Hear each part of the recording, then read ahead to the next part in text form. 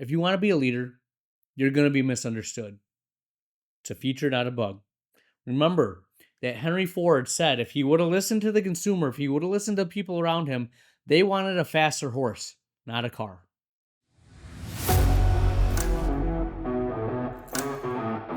All right, my friends, the Ultimate OD podcast. This is a very motivating episode for me. I hope it's motivating for you. If you've ever done something new, heck, if you're an optometrist, I'm sure you've gotten pushback. Hey, you can't do this. You just do glasses or contacts. What's this you're bringing in? I've never heard of it. Must not be legit. Listen to my story. Listen to the things that I've dealt with in the past few weeks. I'm sure I'm not alone. I know I'm not alone. I've talked to you about it. We have the closing thought of the episode. Some more juice, some more fuel for you. This is the Ultimate OD podcast. Here we go.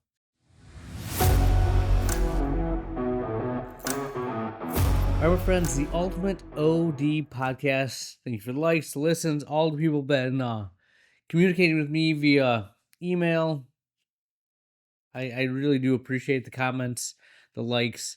Looking ahead, I'll be at AOA, I think Wednesday through Friday in Phoenix. I hate going out west, but I go to the AOA every year. Pretty good meeting. If you're going to be around, give me a shout out. Let me know. Connect with you. Things are going good for the office. New associate starts May 26th. He will not be licensed yet, so we're going to get him integrated. Got a good plan. And this next 6 months, before my next Elevate meeting in November, I have a pretty dialed in plan for how I'm going to grow my office, what I'm going to do. Good things ahead. But today's episode is about growth. And that's what we talk about, right? CEO mindset. So I'm going to get into it. So I have a patient that self-referral for dry eye came in, and she had been seeing a doctor in Indianapolis, looked at her, did the evaluation, anterior seg photos, lissamine staining, all that's there, right? Meibomian gland dysfunction, went over home therapies, got her on some omegas, got her doing lid hygiene. I didn't want to do any warm compresses at this time, a lot of vascularization on the lids. So I said, we're going to do IPL, and she had a secondary complaint of double vision. At the TFL, tear film and lid evaluation, we do not do dry eye evaluations because no one has dry eye, they think. So at the tear film and lid evaluation, didn't do anything about the diplopia. She came back in, thought she might be able to use a little bit of prism, but again, binocular vision is not my thing. Referred to a ophthalmologist that I've used for years. I've known him since I was a kid. Little old school, but I thought he was good for binocular vision. Long story short, get the notes back, and the dude straight undercut me. Like, if you ever have this, I have had it before, but this was like, he basically looked at her, said he's never heard of IPL, said she had meibomian gland dysfunction, meibomitis, and blepharitis is what he called it. He does a stupid warm compress with a little paper towel, and got her some the OcuSoft lid scrubs, and said, I think you should see a corneal specialist to get looked at it. I don't know what he's doing. He sent me the notes. Didn't once ask me what IPL is, what's going on. And the patient came back for her second treatment and was like, I don't know what's going on. And let's get into this. I mean, first and foremost, I referred him a patient, right? Like, common sense of courtesy. I've referred him patients for over 15 years. He's done a procedure on my daughter. Like, common courtesy to give a call. But no, he doesn't understand it, and he's the genius of the group. I'm an optometrist, right? Needless to say, I've quite irritated. PO'd, if you want to hear my filtered version of that, right? Do I call him? Do I do anything there? Well, I'm a big advocate for not burning bridges. He burned one with me, and I will never recommend a patient go to him again, and I will talk to my patients about him losing an edge. everyone says, the patient in general is like, he's pretty old school, right? Like, yeah, he's been around for a while. She goes, I could tell by his equipment. But to just undercut my therapy, my treatment plan, and what does that mean for me? Well, again, I'm not going to reach out to him at this point. It is what it is. That relationship's dead. But what am I going to do with my dry eye patient? Not a darn thing different, right? I know what I'm doing. I believe in what I'm doing. I have evidence based on her TFL, the photos and everything like that. And I expressed that to her. We're going through with treatment and nothing's going to change on that end. Is it going to affect any future patients I have? Not from a dry eye perspective. Who I refer to for binocular vision? Absolutely. You're going to get pushback. And this is something I want you to really hang on to. It took me a while to get to it, and we'll walk through this. But other people not understanding what you're doing doesn't make it wrong. You understand that, right? Just because they don't get it doesn't mean what you're doing is wrong. I have evidence to back it up. I've done this on numerous of patients. Game changer. People come back and said, why didn't you tell me this sooner? Why didn't I find you sooner? As an optometrist, this is not new. Ophthalmology, we have a pretty good relationship in my area, right? But at the end of the day, ophthalmologists think they're smarter than us. When we bring in new things, we're going to get pushback. If you want to stay ahead of the curve in what you do, I don't care if it's optometry, anything that you do, pushback is part of the deal. It's built in. Do you believe in it enough to stick with it? That's the question you have to ask yourself. So, taking a step back, when I started trying to get out of glasses and contact lenses, I got the OCT, but my patient population, average age was like 30 years old. I was 20 years away from getting those glaucoma patients. So, yeah, I could try to build my ocular disease practice, but it wasn't there. So, I'm like, myopia management. And to be honest with you, I lost patients early. I kind of put out the thing and they looked at me like it was a snake oil salesman. It was relatively new. I didn't know a lot about it. Kind of backed off. Scleral lenses. I knew that I wasn't trained on this. They didn't exist the way they are now when I was in school. Heck, I don't even know if we got trained in it in school. 2011 is when I graduated. But got some great outcomes. But again, patients were resistant to the cost. Fast forward to dry eye, I still get questions. Why doesn't insurance cover this? If it's so good, why isn't insurance covering it? Are you serious? Do you see what insurance does cover and doesn't? How come no one's told me this before? I've had my eyes checked for decades, and no one's ever said this to me about my eyes. Well, I don't know what to tell you, but it's here. Look at the stuff. This is what's going on. And the thing that you got to understand is if you're doing something new, if you're pushing the limits of eye care, if you're trying to be cutting edge, you're going to get pushback from every direction. Patients, other doctors, even your own team. They're going to look at you and be like, what are you talking about? And I got it when I was going to be sports vision. I was going to be myopia management. I was going to be sclerals. 5 years ago when I brought in dry eye, one of my staff members, my office manager now, looked at me and said, we'll see if this one sticks. Right? 5 years later, we're going strong. I get it. I wasn't convicted about it. I didn't have enough belief. But what I'm here to tell you is you're in a different stage than me. You might already be there. You might already be going down that path. Keep going, right? If you're just getting your toe in the water. I know you're questioning. You spent a bunch of money on this new piece of equipment. The rep, all they tell you is the good things. Oh, it's going to be good. They're killing it up there. You just tell the patient that this is what they need and they'll do it. But then you get a little pushback. Or that patient you've seen for years is really turned off. And they're like, I don't think I'm going to see you again. And you question in your head, what do I do now?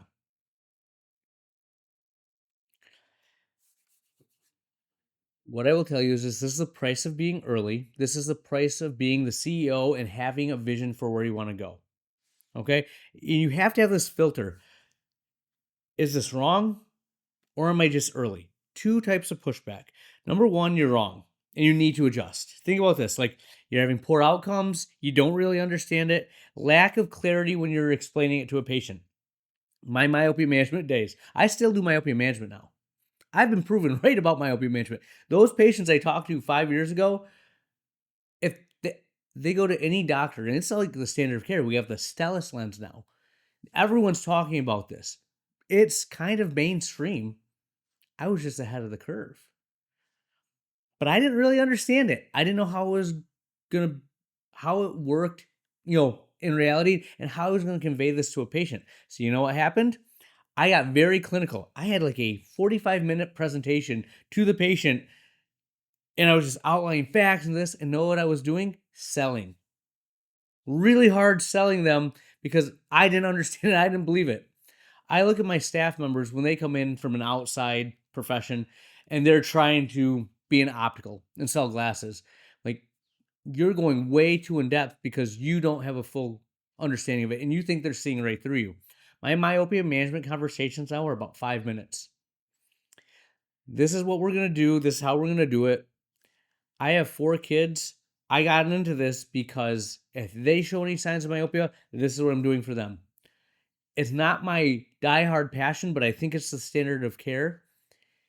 I think your child deserves the same as mine. Boom.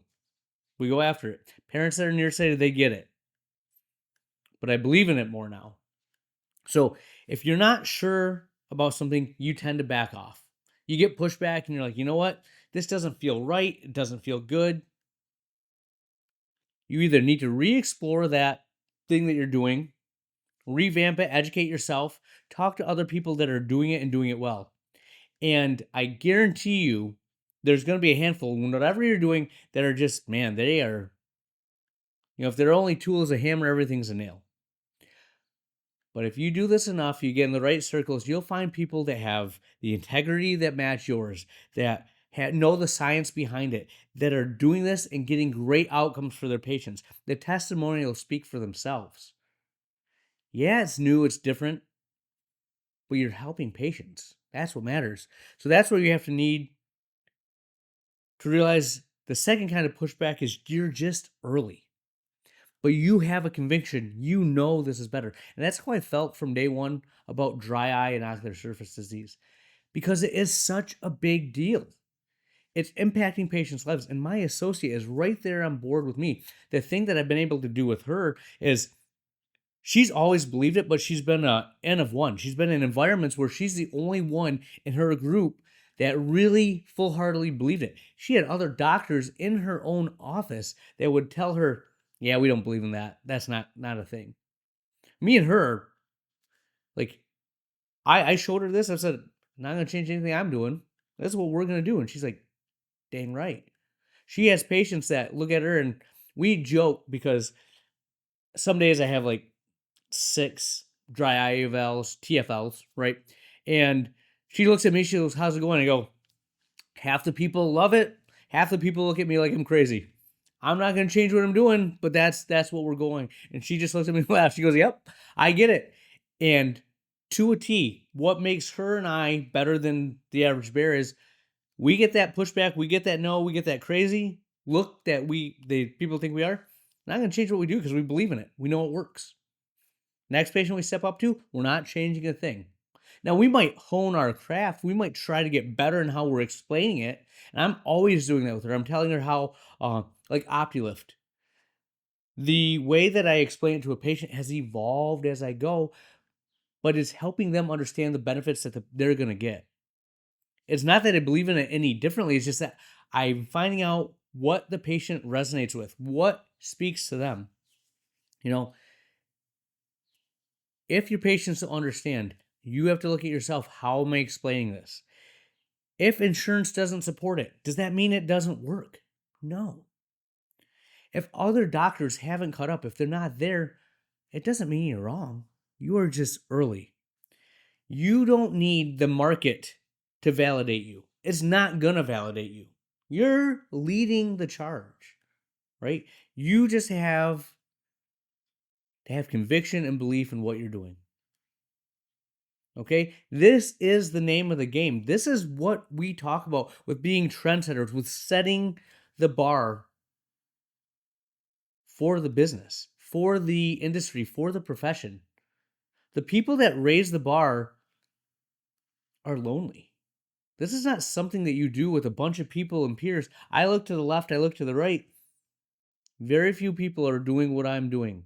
When I go to like my P3 conference, it's awesome because I'm around a group of people that are in the same boat as me, that are pushing the limits, trying to be better. They're not satisfied with the status quo, and they are trying to be the best, not getting caught in the changing tides and being the dinosaur, that old archaic MD that's still giving a warm washcloth for a warm compress, that doesn't understand that IPL, an FDA approved device, is going to help a patient, right? I will not be that doctor. I refuse to be that doctor. I don't care how old I get. And if I am ever to the point that I'm, boo-hooing areas of this or that without legitimate belief, like, there's new things out there that I'm not quite bought into. It's not that it's not right, it's just I haven't seen enough evidence yet to do it. But I don't want to be someone that is archaic in the sense of, let me at least call them and figure out, how is this going to work? Why are you doing this? What's your reasoning for it? Like, and again, this is me venting, so be there with me. You know what he's doing for her double vision? She had an esotropia, patching an eye for an hour and looking off to the side. Patching the other eye for an hour and looking off to the side. I kid you not. Like, maybe she has a poor understanding of that. But are you kidding me? And that reflects on me. I referred her to him. Never again. Right? So just remember the evolution that I went through. When I used to get pushback, I'd retreat. I'd be like, not for me. I don't want to shake the boat. Now, pushback, I'm going to run it through my filter. Do I believe in it? Am I actually wrong, or am I doing a poor job of explaining it? My gut instinct is not, oh, I should stop this. It's, oh, all right, we're getting some pushback. Let's see, is it N of one, or is it the majority of my patients? My pre-appointment schedule, I think I've been pre-appointing for a year. We have a system that we do to recall patients. 5 patients have really vehemently opposed what we do. I took the blame for it. I tell my staff, hey, you know what? This is on them, on me. It's my policy. I'm having you enforce it. I'll talk to the patient. I'll take it. I'm not changing the policy because it's what I believe is right. It's allowing us to grow and thrive. You're going to get pushback. So let's bring this into the core idea. This is where I want you guys to realize what it means to be the CEO, having the vision for where you want to go versus just reacting. The average OD, myself, 2-3 years ago, I get pushback, I'd react. I get pushback, I react. Now I get pushback, it's a data point. How much pushback am I getting? What is happening for the rest of my business? If 20% of the patients aren't complaining about something, you're probably not pricing it high enough, you're not implementing it correctly, you're not pushing the limits of what you can do. Pushback is a great thing. Like, you don't want to be comfortable. Now, again, take that within context, but realize if you're going to do something new, you're going to get some of the people that want the status quo. That's not my brand. That's not my office. Low conviction, if you're not really believing in it, you're going to stop offering it, soften your recommendations, change the price. You avoid uncomfortable conversations. You see a lot of salesmen when they go into an environment, and this is sales, it applies to the same thing we're doing, a new offering. They'll have killer sales initially, and then about 6 months later, you see them start to pull back. And the reason for that is you sell what you believe in. They've seen how the sausage is made, and they don't really believe in it. Certain people, 6 months later, they're even stronger. They're better. They've seen it work. You have high conviction, you educate more, reinforce the value, you stay consistent. Patients don't need you to be right. They need you to be certain. They want you to know what you're doing. Any dry eye, myopia management, scleral, advocate is going to tell you it started to be real when I said this is what we got to do. I didn't say, well, we could do this or we could do this. If you're not sure, they're not sure. Conviction matters. You are the leader of your business. If you don't believe, your patients won't believe. If you don't believe, your staff will not believe. You are the leader of your office. They need to look at you and know that you have a plan, you have a vision for where you're going. Whenever we get pushback, I always pull my staff aside and said, hey, this is going to happen. It doesn't change anything we're doing. Let's go. I also share every single win that we get. Look at this review that we have. Look at what this patient had. I show them the images of their cornea and what they can do now. I had a patient, I have a case report I'm going to put out there, that he was 20/70 when he came in. After our treatment, IPL included, that make-believe device that the MD does not believe works, with other things, of course. 20/20 vision. Ecstatic. Couldn't believe how much better he felt. And it wasn't like I was the first doctor he saw, but these other doctors are talking about warm compresses, home therapies. They want to try something new because they've tried everything else. That's why they're here. We push the limits of our profession. We are forging ahead, my friends. That's what you want to do. That's how excited I am about this. Myopia management. Early on, lost patients, but long term, I was right.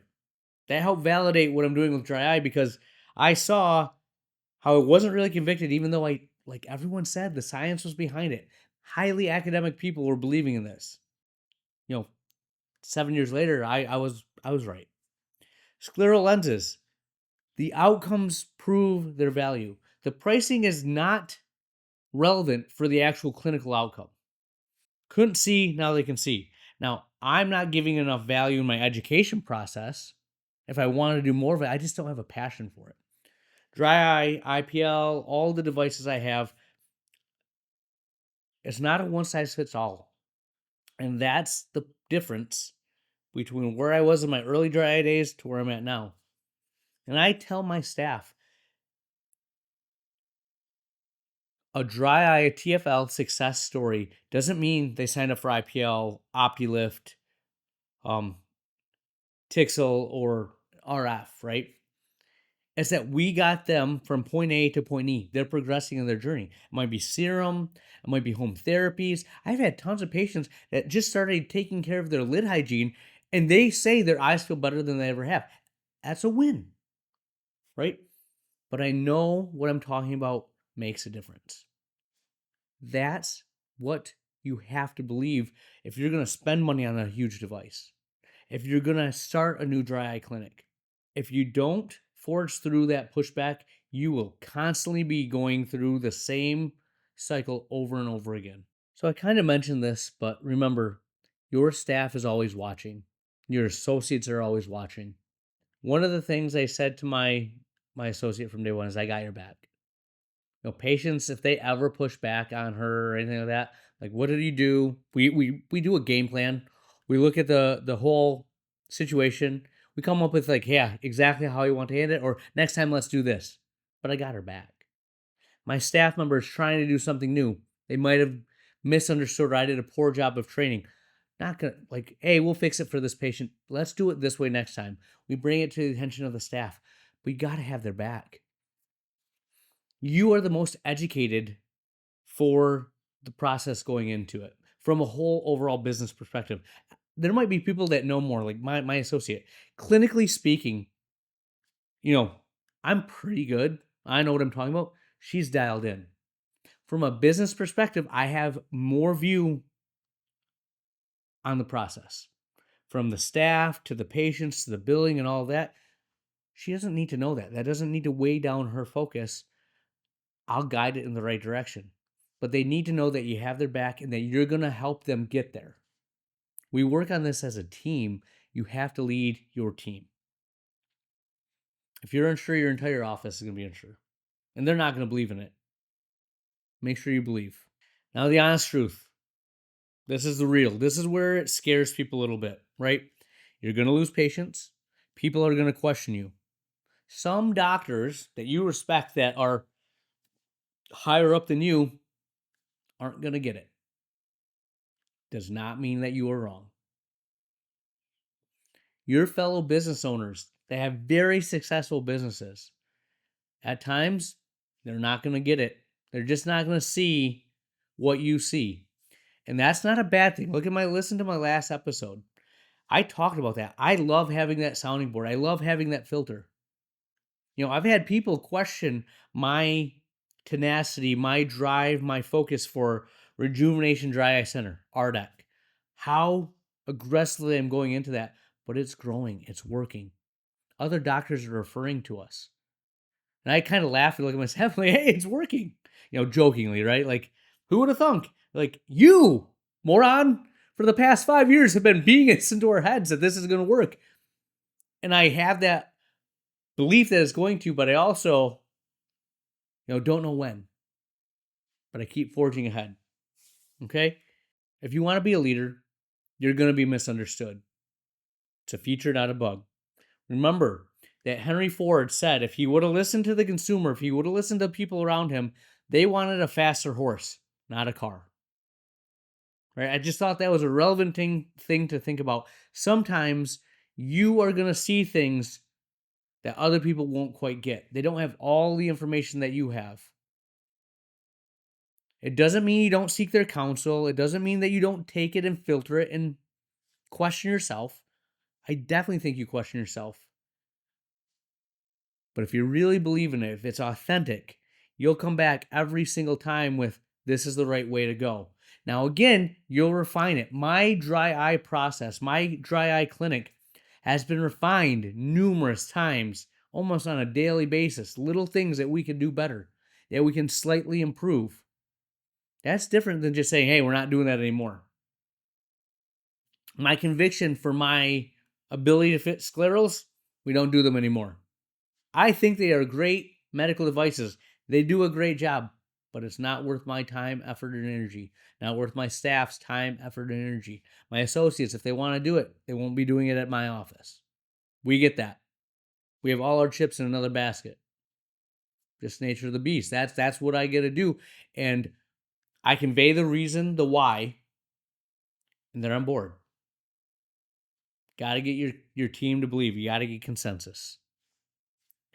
And just fact of the matter, if you're waiting for everyone to agree with you, you will not be first. And by the time everyone agrees, they're 10 steps ahead, waiting. They're already doing the next new thing. Okay? That doesn't mean that's wrong. That might be how you operate. You might need that level of certainty before you can bring it in and do it. But that's not me. If you're listening to this podcast, I really don't think it's you. Okay? Know that this is going to happen. Pushback is just part of the journey. Be convicted. Have your sounding board. Have your team. But don't let your staff, don't let them see you waver. Your associates, your patients, have conviction. Have belief. So this is what I want you to ask yourself. When you face resistance, when you get pushback, check yourself. Is it actually wrong? If not, you got to hold your ground. You got to lead others through it. Help them get through it. Help them see it. Just someone believing in it and doing it time and time again. Even if you say believe in it, they see what you do. Your actions will speak louder than any words I'm saying that you're saying. Are you still offering it? Are you still doing it this way? And if you're going to change, educate your staff. Hey, got some new information? This is why we're going to change. The past few years, I've been doubling down on what I'm doing. Photos, dry eye stuff, co-pays. We're not the right flavor for everyone, but the people that like what we do love us. Okay? So remember, your job isn't to follow the market. If you're listening to this podcast, if you're one of the ultimate ODs out there, is to lead it. Lead. The moment you stop getting pushback is probably the moment you stop doing anything different. You don't want to be that doctor. You don't want to have that office. If you're not getting pushback, if you feel like you're stagnant, hit me up. I'll get some juice in your veins. I'll get you fired up. We're going to lead the way. So look at what you've backed off in your practice. Was it because you got pushback and didn't believe in it, or you just need to reevaluate what you're doing? If it's not actually wrong, let's go. Get back at it. Believe in yourself. You're going to be fine. Practice isn't going to fall apart. Just that patient wasn't ready for it. You're right. They'll eventually get it from somewhere else, or they're going to come back and see you and be like, you know what? I wish I would have listened to you. It's going to be uncomfortable, but uncomfortable is where the opportunity is, and that's what we want. So keep pushing the limits, keep being early. I've talked to other doctors. I know it's not the first time that someone's going to give you pushback, but it really pissed me off, and I hope it makes you angry too. And if you got any of that, don't let it stop you. Keep forging ahead. That's what I have for you. We'll have more for you next week. All right, where has the time gone? We are to the closing thought of the episode. In honor of the NFL draft, this is a story that the late Mike Leach once told, and I think that it is a great story, and I'm going to read it to you. All right, 2 kids, one rich, one poor. Every training camp, Coach Leach told his team about these 2 kids. The rich kid had 2 choices. Get soft, get entitled, expect everything handed to him because he was handed more. Or take the resources, the coaching, the opportunities, and compound them into something greater. The poor kid had 2 choices too. Say nobody gave him anything, blame the world, make his circumstances the reason he never became what he could have been. Or outwork everyone in the room. The person relaying the story was on the team of Coach Leach. He said every year he heard the story, the locker room had both kids. Rich kids, kids from wealth, kids from nothing. Kids with every advantage, kids who scraped for every inch. Same choice for all of them. Ownership or victimhood, fuel or excuse. The rich kid can waste the head start or build on it. The poor kid can drown in the deficit or weaponize it. Greatness doesn't come from where you start. It comes from which kid you choose to feed. I think that a lot about the people that I look at that are uber successful. Like when you actually sit down and listen to their stories, they are no different than you and me. They just took the opportunities they had, they took their shots, and they kept on pounding. They kept grinding. It's the moral of this episode. You're going to get pushback and you don't quit. You're going to have bad days and you don't quit. I feel I should be further ahead than I am, but I'll get there. I listened to a podcast earlier this week, and one of the things the person on the podcast said was, I'm evaluating myself from a 10-year ahead perspective. Where do I want to be in 10 years? I'm going to be at this point in 10 years, so this is what I need to do now. I don't have the offices and the revenue, the abilities, the skills that I want yet, but I'm going to get there. I'm not going to stop working, educating myself, pushing the limits. Now, there's times when I go to the a meeting and I come back and I'm like, man, I need to get going. And it's hard sometimes because you're grinding every single day as is, and there's no easy fixes now, right? When you get to a certain level, you've done all the easy things, all the easy levers to pull are done. Now it's just hard work. Is it just, victimhood mentality? Like, hey, I did everything I could. The market right now, I didn't come from money. I can't afford to buy that. My family needs this. Those are all things I've said to myself. Or, you know what? I got a shot. I have an office. We have money in the bank. Let's go.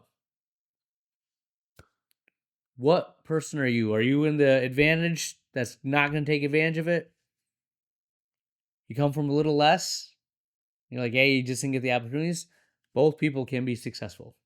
Which one are you, and do you choose to make the most of what you got, be that trendsetter, see the pushback and keep going, or do you want to just give up and say you did your best? Up to you. That's what I have for you. Dr. Lily out.